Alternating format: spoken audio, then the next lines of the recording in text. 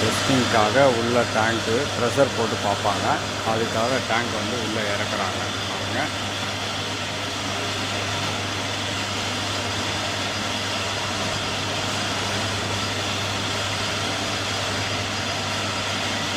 Pressure check பண்ணுவாங்க. எவ்வளோ என்ன எதுன்னு பார்த்துட்டு எல்லாத்தையும் பக்காவாக லீக்கு வேறு என்னென்ன கம்ப்ளைண்ட் இருக்குது எல்லாத்தையும் உள்ளே போட்டாங்க. ப்ரெஷர் போட்டு செக் பண்ணுவாங்க. அதுக்காக இது வந்து உள்ளே இறக்குறாங்க. சரிங்களா?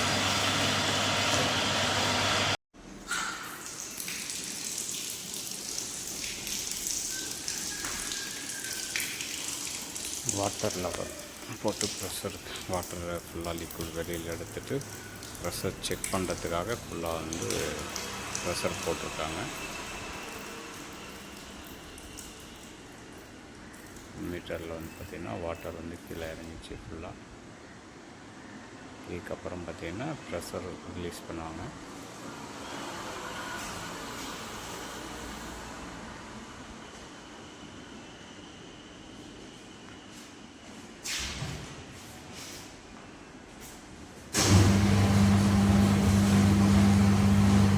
ப்ரெஷர் ரிலீஸ் பண்ணி இது ஃபுல்லாக வந்து டேங்க்கு என்ன எவ்வளோ கேஜஸ் தாங்குதுன்னு சொல்லிவிட்டு எல்லாத்தையும் ஃபுல்லாக வந்து இது பண்ணுவாங்க.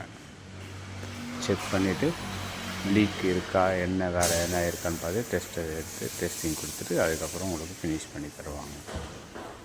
அதுக்காக இந்த டெஸ்டிங்